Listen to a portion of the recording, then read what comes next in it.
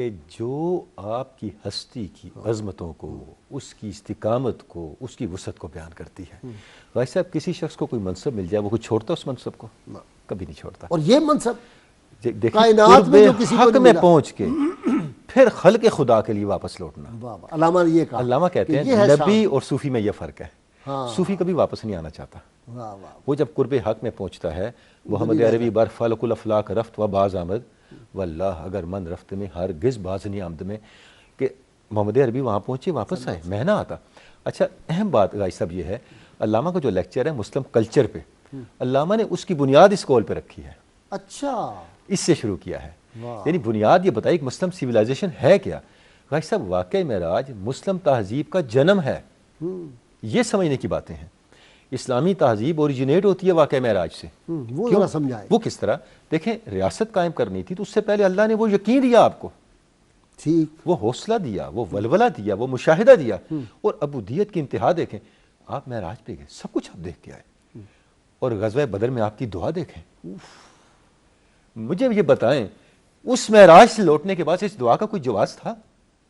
اسے عبودیت کہتے ہیں۔ واہ واہ، حتیٰ کہ جبریل ابو بکر فرما رہے ہیں، یا رسول اللہ، یا رسول اللہ، اللہ آپ کو کبھی نہیں تنہا چھوڑے گا، لیکن آپ کا عجز اور انکسار، یہ ابدیت ہے کہ آپ سب کچھ دیکھ کے آئے، لیکن مکہ، مدینہ اور طیبہ کی گلیوں میں عام انسانوں کی طرح آپ نے آپ لوگوں میں اپنی زندگی گزاری، اس پاگل عورت کی بھی، اور سب کے ساتھ سب کے ساتھ۔ وہ جب آ جاتی ہے دیوانی عورت، اور اس گرمی میں اس کی بات بھی اسی طرح سن۔ غازی صاحب، یہ معراج ہے۔ اس لیے صوفیاء کہتے ہیں کہ معراج کا مائکرو کاپی نماز ہے۔ کیسے؟ کہ جو سفر یہاں سے لے کے، مکہ سے لے کے مسجد اقصی تک ہوا، یہ آپ کی تکبیر تحریمہ اور قیام ہے۔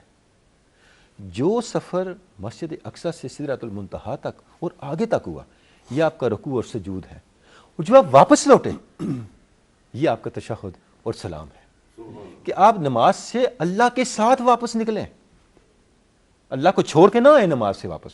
واہ واہ، ہم اللہ کو مسجد اور مصلی پہ چھوڑ کے واپس آتے ہیں، واہ واہ، نتیجہ یہ ہے کہ ہماری نماز ہمیں معراج تک نہیں پہنچاتی۔ ایک دو باتیں جس طرف اشارہ کرنا غازی صاحب بہت ضروری ہے۔ پہلی بات، جب آپ معراج پہ تشریف لے گئے، آپ کے سامنے جبریل امین نے شراب کا پیالہ بھی رکھا اور دودھ کا پیالہ بھی رکھا۔ آپ نے دودھ کا انتخاب فرمایا۔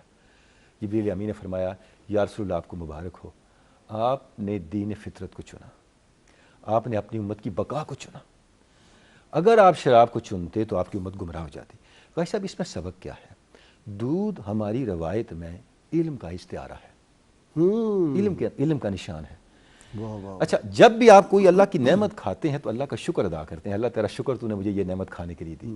دودھ پی کے یہ نہیں کرتے، آپ شکر بھی ادا کرتے ہیں، ساتھ ایک اور لفظ کہتے ہیں، وہ دودھ کے علاوہ کسی کے ساتھ نہیں کہتے، اللہ مبارک لنا فی و زد لنا منہ، اے اللہ ہمارے اس رزق میں برکت اور اس میں زیادتی عطا فرما۔ واہ واہ، اب زیادتی صرف علم کے لیے ہے۔ واہ، قرآن مجید میں ایک چیز کی زیادتی کی آپ کو تلقین کی گئی ہے، اور وہ ہے علم، رب زدنی علما، یہ دعا، تو معراج بھی آپ نے علم کے ذریعے سے سمجھنی ہے۔ واہ، یہی علامہ کہتے ہیں جو آپ کی لیونگ تھاٹ ہے، آپ اپنے مردہ خیال کو زندہ کریں۔